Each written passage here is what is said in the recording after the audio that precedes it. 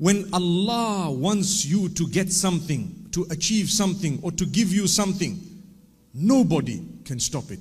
Even if the whole world is trying to block you from achieving something, they won't be able to do it. وَاعْلَمْ أَنَّ الْأُمَّةَ لَوْ اجْتَمَعَتْ عَلَىٰ أَنْ يَنْفَعُوكَ بِشَيْءٍ لَمْ يَنْفَعُوكَ إِلَّا بِمَا قَدْ كَتَبَهُ اللَّهُ لَكَ. Or لَنْ يَنْفَعُوكَ إِلَّا بِمَا قَدْ كَتَبَهُ اللَّهُ لَكَ.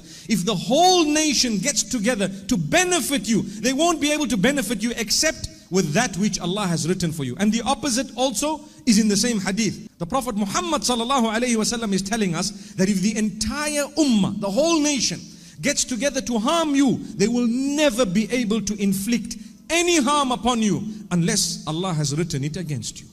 If Allah has written it against you, you need to know nothing is going to stop it. May Allah protect us all. Look at this man, young baby, born, Fir'aun, looking, searching. His men were everywhere. They were spies all over. They didn't hear, they didn't witness, they didn't see. And Allah subhanahu wa ta'ala inspired his mother to do something unique, to put him into a little casket or a basket, and to put him, or literally to cast him into the Nile, into the river. Cast him into the river. How can I do that? Don't worry. The one who made him will look after him. Subhanallah. The one who made him will look after him. Allah says, أَلْقِيهِ فِي الْيَمِّ وَلَا تَخَافِي وَلَا تَحْزَنِي إِنَّا رَادُّوهُ إِلَيْكِ وَجَاعِلُوهُ مِنَ الْمُرْسَلِينَ. Instruction from Allah subhanahu wa ta'ala. Inspiration from Allah subhanahu wa ta'ala. Take him and place him in the water, in the river. Allah will return him to you. Allah says, we will return him to you. Subhanallah. And we will make him from amongst those who is sent. We will make him a messenger. He's going to have something big. Subhanallah. And what happened? Allah did not bless the Pharaoh with children. They were looking for this male child. And the wife, as she was walking, she notices this little casket and she picks up this baby. And the baby was absolutely gorgeous, absolutely innocent, totally. And cut a long story short, they looked after Musa alayhi salatu wassalam until he grew quite old. He was not suckling from anyone because that was the plan of Allah. And they were desperate to get him to suckle because he needed to survive until, subhanallah, amazingly, Allah returned the baby, as an infant, to the mother. He would be brought in the highest form of luxury. He would be brought to the mother. The mother would suckle, spend some time, etc., etc., look after him, breastfeed him, whatever else, and send him back. And he suckled from no one else. This is the power of Allah. Never underestimate the power of Allah subhanahu wa ta'ala. When He wants to give you, He will give you. Pray to Him. Pray hard. Pray with conviction. When the time is right, what you want will come to you. Remember that. If it is good for you, and if it is meant for you, it's coming in your direction. If it is not, no matter what, it won't. So Allah subhanahu wa ta'ala says, فَرَدَدْنَاهُ إِلَىٰ أُمِّهِ كَيْ تَقَرَّ عَيْنُهَا وَلَا تَحْزَنْ. We returned him to his mother in order for her eyes to be cooled and for her not to be saddened. She was a good woman. She was close to Allah subhanahu wa ta'ala. She was chosen to be the mother of a messenger of Allah subhanahu wa ta'ala. Imagine what qualities she had. I always tell the sisters and even the brothers that if you want a child who's going to be someone serving the deen, ask yourself, who am I to start with? Who am I to start with? If I'm a person who wants to follow the trends of today and I have my little heels and my makeup and my miniskirt and I'm walking around with a little handbag, throwing things behind my back like this, do you want a child who's going to really be some form of, service to the deen? The same applies to the brothers. Every night you're in the club, jumping and dancing and drinking and everything else and womanizing and all of those nature of things, that type of thing. And then you say, oh Allah, make my child a big, sheikh who's going to be spreading the deen. Subhanallah, subhanallah. Your sheikh is in the nightclub, that's what it is. And you want your child to be the sheikh spreading the deen. Allah can do it, but You need to repent. You need to turn back. It's never too late. My brothers and sisters, we turn to Allah. We turn to Allah subhanahu wa ta'ala. It's not too late. We're breathing. Take a look at the world. Learn by looking at the globe. Watch the people. See, the most content people are not those who run behind materialistic items. Remember that. Wallahi, I promise you. Yes, you might look at glamour, you might look at popularity, you might look at someone who the world looks at as, wow, a superhero, someone who's a movie star. In real life, they are depressed, they are struggling, they have addiction sometimes to various things, even drugs.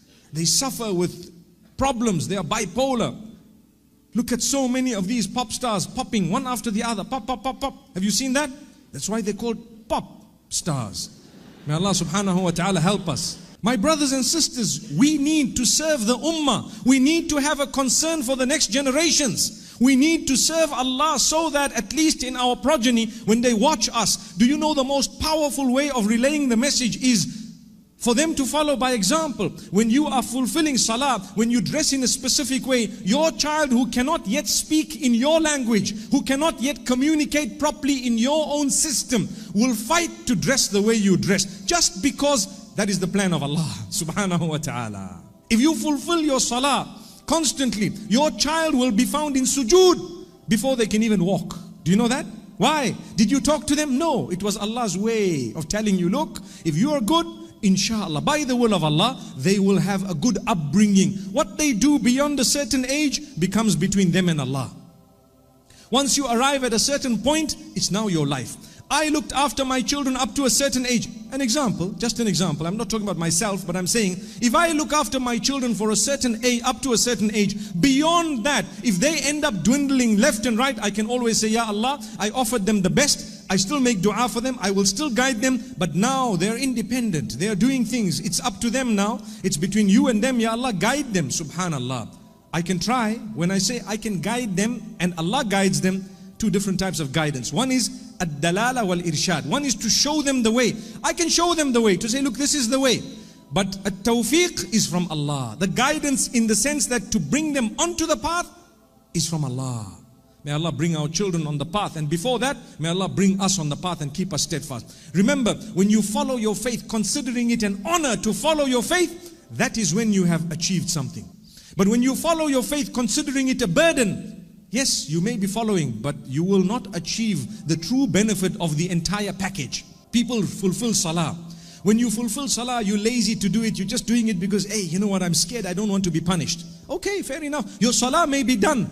But if you want to achieve the broader benefits of that beautiful salah, do it as an honor. Oh Allah, I love you. I'm going to fulfill this salah because I want to do it for your sake. You've given me so much, Ya Allah.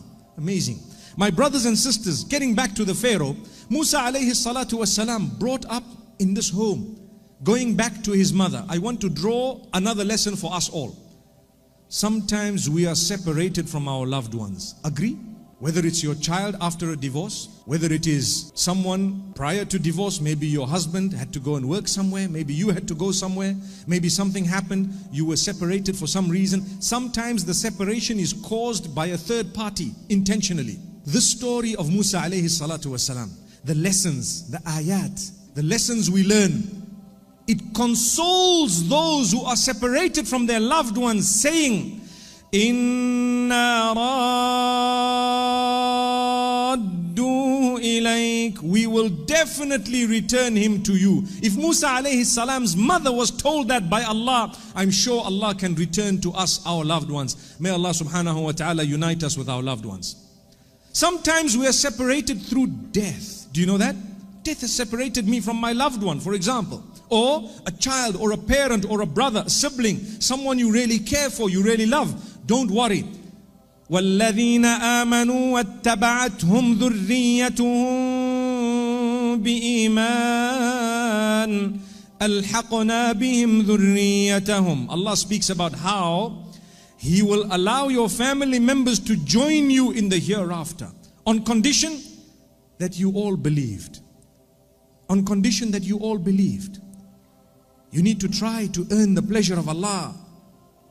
You did it, Your children did it, you tried your best. Allah says, we will gather you together. Don't worry. You're going to be united. When you lose a loved one through death, it's not the end of the path. By the will of Allah, you will meet them again very soon, a matter of time. May Allah subhanahu wa ta'ala grant that to us, and may we meet them in a better place, not in a worse place. May Allah subhanahu wa ta'ala forgive us.